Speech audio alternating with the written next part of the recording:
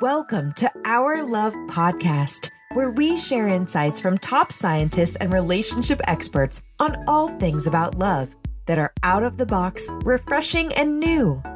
Now sit back, grab a cold drink or hot one if you prefer, and enjoy today's episode.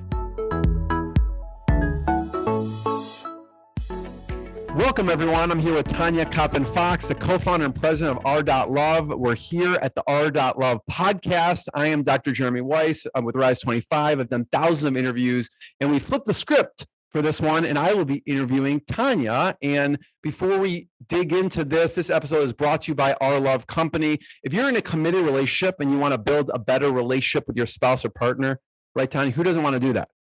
Right. Download the Our.Love app today. It's free, okay? I don't know if it's going to be free forever, so you better download it when you're listening to this, but they have top scientists, relationship experts who have poured their expertise, their blood, sweat, and tears into this. You can go to Our.Love, sign up for the newsletter about all things relationships, get access to the free app. If you have questions, you can email them at connect@ourlovecompany.com. Tonya, are there any other places online we should point people towards for Our.Love?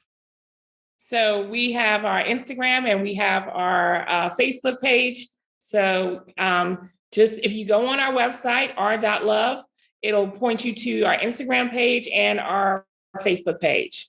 Great. And I want to formally introduce you, Tonya. And Tonya Coppin Fox is co-founder of Our.Love with Tal Zletnitsky. And I mentioned Our.Love. They have a unique relationship wellness technology dedicated to helping couples of all financial means, socioeconomic backgrounds. She's also a founder and CEO of Global Resources and Supports. She's a staff of nearly 150 outstanding, dedicated professionals. I don't even know how she does it all, but Tonya, thank you for joining me. Thank you, Jeremy. It's a pleasure to be interviewed today. I want to start with why you decided to start on the journey of helping to create Our.Love, because you're so busy. You're president of a nonprofit. You teach. You have your own company. Why did you start on this journey? You know, Jeremy, for me, it was really about evaluating my legacy. I think that, we're here on this earth for a limited amount of time. And we have to make our mark on this world while we're here. So for me, I looked at love as that untapped resource. And I know that it will be here for the end of time. People will always fall in love. People will always be in relationships. And if there is some way that we could contribute to people loving better and being loved better, I wanted to be part of that journey. I'm curious, when you say that, it makes me think of the book, The Art of Happiness by the Dalai Lama. And I'm wondering who's inspired you in the relationship world? It could be someone you know, or so maybe a distant mentor through a book, or whoever it may be. For me, I have to say, my grandmother probably inspired me in terms of loving, not necessarily relationships. Though I learned a lot from the relationship she had with my grandfather, but definitely the love that she had and how that exuded and how she was so selfless and but still a strong businesswoman and strong in every aspect. She really, I think, my first sense of what it is to love someone and something unconditionally had to come from her, honestly. What was an example that you think back of what she said to you or something you observed of her? I always tell people, so I don't want anyone to get mad. I have these West Indian sayings. So remember a saying where they say, love who loves you.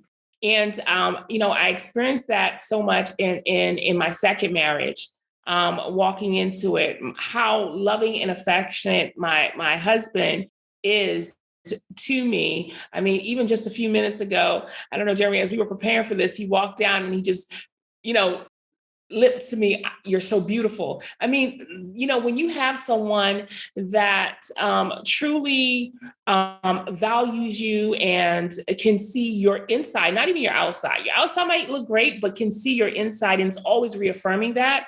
That's, to me, that is really it makes you love that person. So it's easy to love who loves you. You know, when you say that, I picture inside the app. What's your husband's name? Harold. Harold. I picture inside the app. So let's say I subscribe. I'm like, what should I say to my wife today so she knows I love her? And I'm picturing going inside the app, clicking, and having Harold's face. I don't know what Harold looks like, but Harold's face, mouth, you're beautiful. And I would do that with my wife. So what? Tell me about what's going to be inside the app. Like what should they expect when they go inside the app? Well, our app now has gone through a couple of iterations. And the one great thing that I love about it now is the weather. The app is centered around the relationship house. And what we've done is we've allowed couples to see how the other person in the relationship is feeling through the use of the weather. So if it's a great day and all things are cheery and happy, you get this that kind of looms outside the window pane. And if, one person, the couple is not feeling great and it's a little rainy, may not necessarily be something that's happening within the relationship. It could be work related, it could be whatever. You can see a little rain shower and the couples are able to communicate what is causing that effect. That's really cool. I love that. Yeah. Yeah. Back to your grandmother for a second. You mentioned she's a strong woman, strong businesswoman. What did she do? So my grandmother was one of the most affluential women in the country of Barbados in the 80s and 90s. She started with a third grade education. She started a bakery, and it was top bakeries in the island. She had a staff of probably maybe at that time over 100, 150 people. She had van routes that would go all throughout the country selling her bread. She would service grocery stores. And then she also had small like corner stores where she would sell goods and she would sell the bread and she would also sell, liquor because it is the Caribbean and we drank. Just growing up, seeing her being able to get up at 5 o'clock in the morning and sometimes not go down until midnight. And, she indoctrinated me in learning how to do banking transactions and how to do staffing. But there was also a humanistic side. A lot of people think that in business, you have to be ruthless. You have to be hardcore, but you can be steadfast, but you can still also be human. And that is the one thing that really attracted me to my partner, Tal Zotnitsky, is when we got together, one of his things was, look, I want to be in business. We want to do well, but we want to empower people to be their best selves. And we want people to enjoy this journey with us. And that was very attractive to me. Seemed like you've got a lot of grit from your grandmother. Yeah, definitely. I want to talk about, with Our.Love, it's about relationships, but specifically talking about women in relationships. And I'd love for you to talk about that. Oof. Oh, geez. So funny because today I had a session with one of my employees. And I know this is like really weird, like your boss is having a session with you, but I find that I do. I was telling her that, my background is in psychology and education. And I said, I made a promise. I said, Lord, if, I'm successful, I don't want to just be successful making money. I want to be able to impact people's lives. And I had a staff member that came to me and she was in tears. She was about to be, evicted and she was dealing with a lot of trauma. And I sat down and we talked about maybe an hour and going through the different episodes and the things that happened in her life and the current relationship that she's in now. And how stressful and how strained that relationship is. And I think that, I wouldn't take anything away from men because I do want to be very cognizant that men also have, trauma and things that they bring into the relationship, but specifically women and my sisters that are in relationships, we are asked to be everything. We're asked to be the moms. We're asked to have careers. We're asked to, be, intimate and be sexy and vivacious and do all these things to cook, we wear many hats. And and oftentimes growing up as girls, we're told that we have to be all these things and we have to do it just a certain way. And what happens is by the time you get to the relationship, you're a little tired because you've been a chef, you've been a teacher, you've been, and at nighttime, sometimes intimacy can suffer and your partner doesn't always understand. So as a woman, I really like to really talk to other women about how we can have that balance, because intimacy is just as important for us. And but how, it's very hard sometimes to kind of relax and be intimate when you spent 12 hours on the go and being everything to everyone, whether you're taking care of a mother or an elderly parent or family members or paying bills, whatever it is. When it's time for, that time to be intimate, it's very hard. But you have to have the balance, and you have to make yourself, kind of say, you know what, today I'm not going to be everything. I'm not going to be, it's okay. I'm going to have a day off today because today I'm just going to concentrate on my husband and I'm going to create this beautiful atmosphere for us. And something I do, I go to hotels. I might be in the same state, but I say, honey, let's go to a hotel and it's just us today. And I try to recreate those events that we can reconnect and we can bond. I love that. Yeah. There's a lot of pressure there in what you said. I feel the pressure as you say it of all those things that build up. What do you say to a woman who, let's say, has not had great relationships and has found a second chance? Well, here's the thing. I think people will say, and I go back again to the conversation I had today. The young lady said to me she was embarrassed because of the relationship she was in. And I said, there's no need to be embarrassed. Every experience teaches us something, right?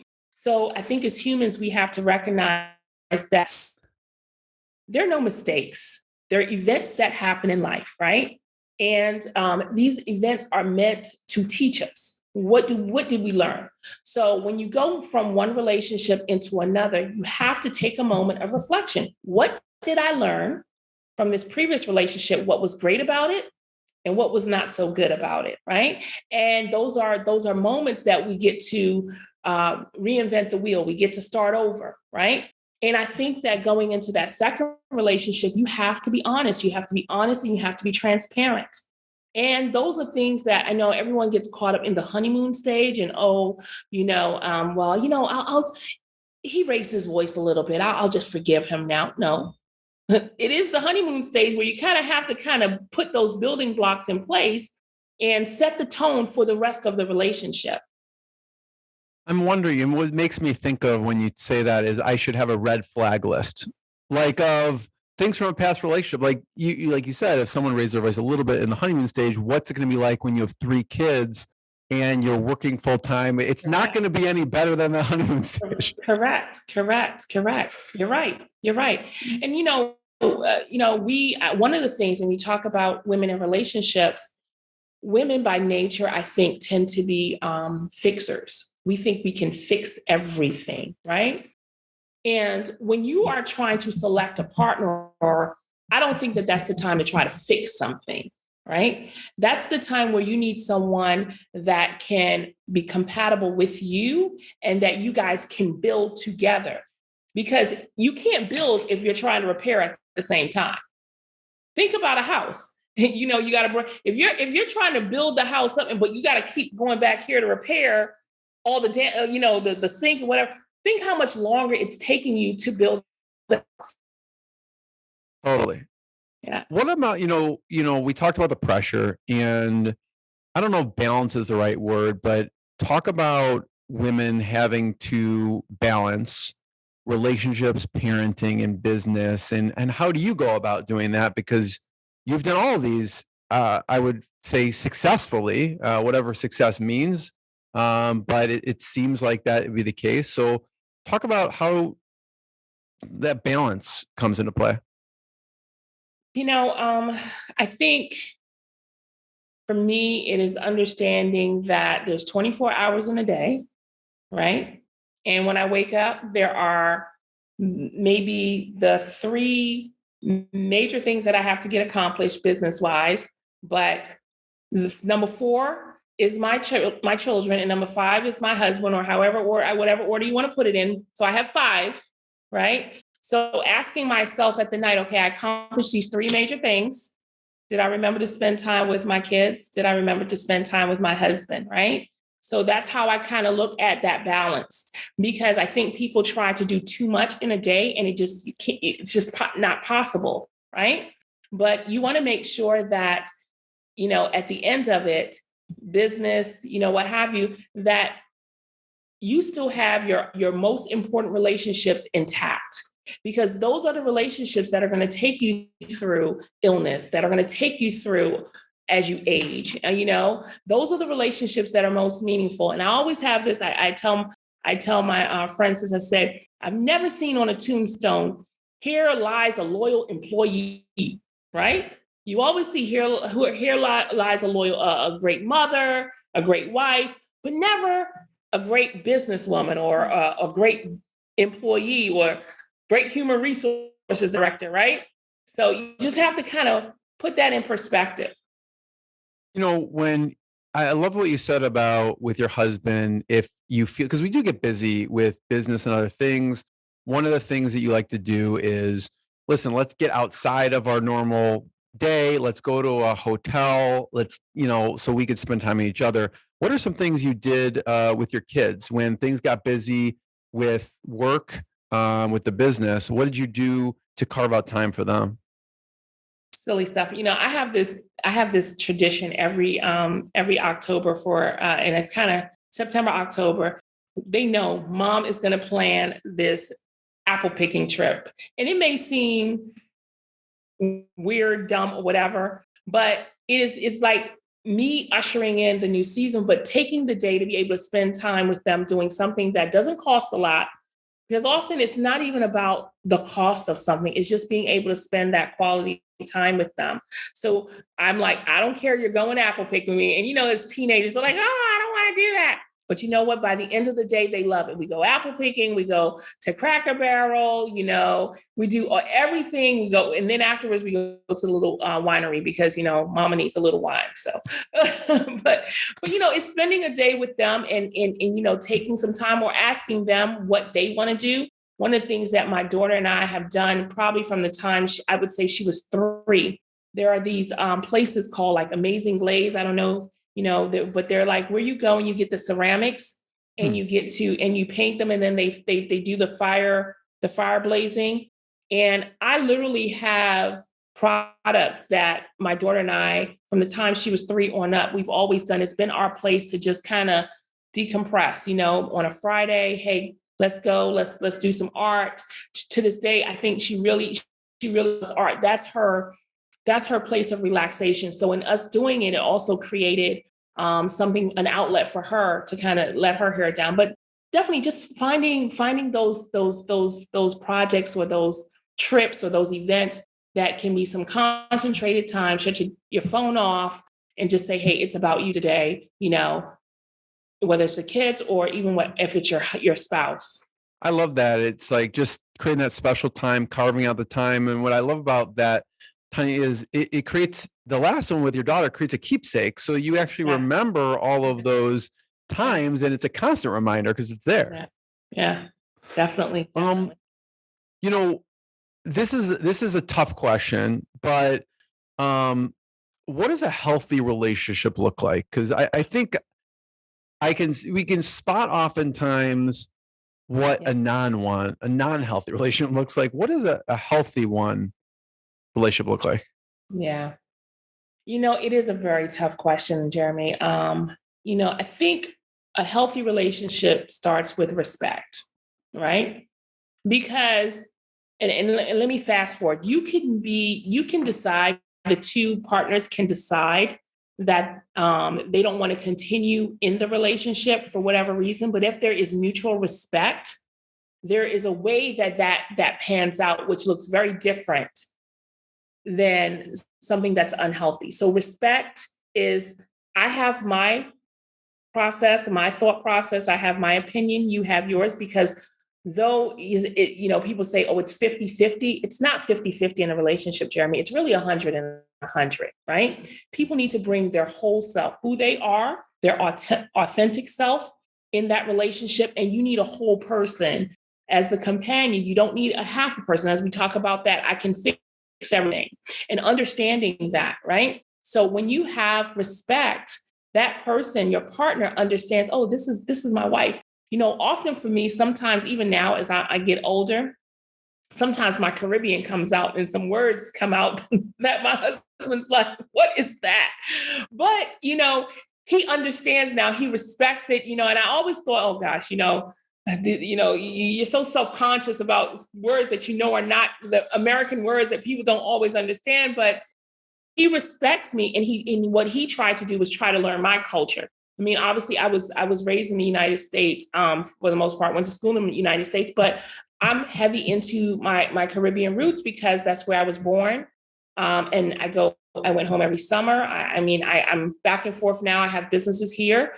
And so the more I'm here, a lot of that Caribbean, that West Indian stuff comes out, and he's respectful of it. We are very mindful of not doing what I call irreconcilable damage. So what does that mean? So that means, like, you don't say things to people that they won't be able to come back from. You can be angry, right? But you don't get so angry that you say something that's going to permeate in the person's brain long after. So I'm angry, I'm upset about this particular situation, but you know what? Rather than me say something that's toxic or something that person is going to remember and it's going to leave, this scar, let me just walk away, take a moment. And that's respect, right? People think, and then, it's not that people don't have conflict. People have conflict. And I know Kristen and Leanne Themes are some of our behavior therapists that work with us, our psychologists, say people have conflict. It's not that you don't have conflict, it's the way you have conflict, right? So if you're going into a relationship and you're having conflict and your aim and goal in that conflict is to really cause pain, to really, I'm angry at this person, so I want them to feel, and you say the most vile, mean, and do mean, destructive things, that how do you repair that? And then it's a buildup. So you do it once, you do it twice, you do it 3 times, and then the buildup is there. And then after a while, the fabric of the relationship is so torn away that you can't even come back from it. So just being mindful of the things that we say, the things that we do, how we treat that partner. If you love someone, I don't think that you honestly want to inflict pain on someone that you truly love. So I'd love to hear your advice, Tonya, on that, personally as well. But about, a lot of times you're in the moment, okay, things are heated. Yeah. What self-talk you use to stop yourself? You have all these things flooding, and sometimes I feel like it's easier said than done, maybe like in a heated, argument. And I'm just wondering, what do you tell yourself in those moments? You're like, okay, I don't want to say something I'm going to regret here because emotions are running high. So my husband and I, we have kind of I don't know if it's a code or whatever, but we'll say to each other, this is getting a little heated. It's getting, so let's take a moment and come back. Doesn't mean that we're not going to finish the conversation. We will, but in that moment in time, it's probably not the best time to have that conversation. Because again, if you're just coming home from work or you're just coming home from other stressors and you try to engage in a conversation that temperatures may fly, you will say, it's human nature. You might say things that you don't absolutely mean, but you're just lashing out. So taking a moment and taking a pause and being able to say, your spouse saying to you, right now, I think we should kind of table this discussion. I value what you have to say. I think you should table this discussion because it's getting a little heated. Let's go have something to eat. Let's take a moment and let's revisit this in a few hours. Yeah, I like that. It's almost like something that's established ahead of time. Okay, code word, it's heated. And it's Yeah. almost like in sports, it's like, okay, time out here. Time out. We gotta regroup. Yeah. So Time out. you need that like timeout regroup word to like Yep. just halt the escalation of it. Yeah, definitely. Um, thing I want to ask is about global resources, and Mhm. tell me a little about global resources, and then I want to get into some of the lessons you learned there, which I know obviously you take to Our.Love. So, global resources is I've been in human services for just about 30 years. I started out as a direct support professional where we we provide residential and day services to a very vulnerable population, persons with intellectual and developmental disabilities. My journey was kind of crazy. I started out, like I said, going to undergrad and grad school for psychology, and then going into education. And then I started teaching special education in the New York City public school system. When I came back went to the District of Columbia, I still taught for a little bit, and then I was introduced to the field of IDD, we call intellectual disabilities, developmental disabilities, as a QMRP, which is a qualified mental. We don't use the word anymore, but it's qualified intellectual disability professional. Um, and working with people with intellectual disabilities, we teach them basic skills. We realize that everyone has strength, and instead of focusing on what people are not able to do, we start at a place of what can they do, and we build out from there. So we work with their strengths to teach new strengths and new skills. And so for me, it was working with staff. I was a staff developer. I was quality assurance, working with staff and working with the government to create policies that made sense. Because oftentimes you have government professionals that will come out and they just check the box, but the practicality of doing the work was missing. The humanality of doing the work was missing.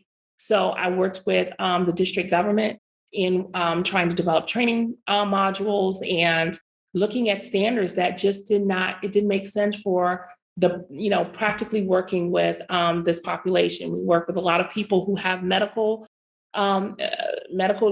challenges and behavioral challenges. And so it is really something that I'm a champion of. Over the last couple of years, you see that there's been a rise in children being diagnosed with ADHD and autism. And we have a lot of people within our residential and day program that will carry a diagnosis of ADHD or autism, along with other disabilities, and learning to work with them, and then seeing how they grow and that smile. And it might be something small like learning to tie their shoelaces, but also the staff and how the staff get such a joy and a love of working with this group of people. I've been able to do it in Washington, D.C. I've done it in Vegas, Las Vegas. We have an office in Las Vegas. We have office in Virginia, and we have home here in Barbados. Amazing. Obviously I could see a lot of carryover from global resources to Our.Love. One thing that sticks out for me is just an acceptance. People are different. What are some other things you've taken from global resources to make Our.Love amazing and will continue to shape Our.Love? I think change can happen with love. I think that is the big common theme. Change can happen with love. So we use love as a tool and as a resource.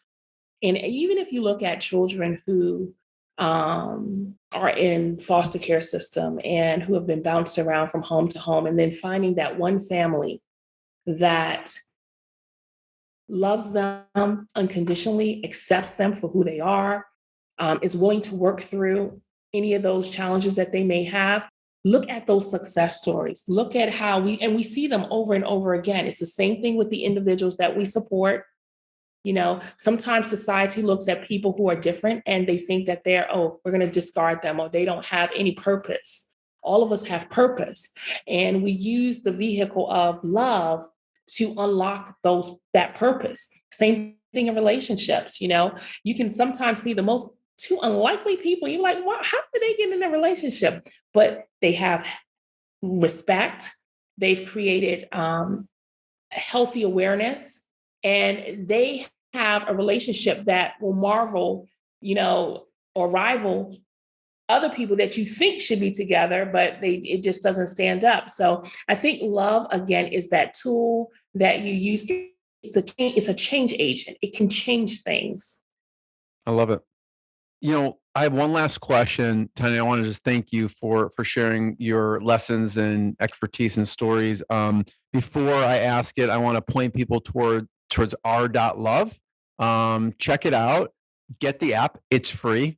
And sign up for their newsletter because they have amazing relationship information on there.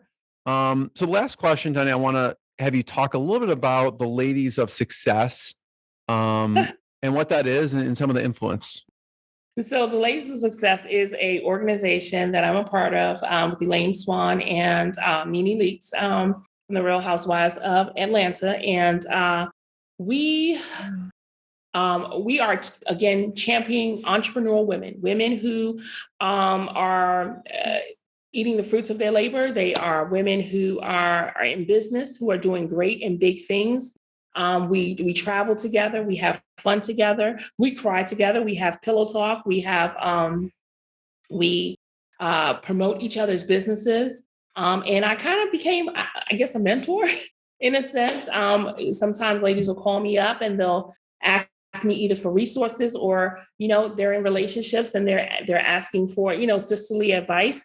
But again, it's a way for me to help other women be their best selves. And I'm a champion for women. I'm a champion for men too, because we need both, right?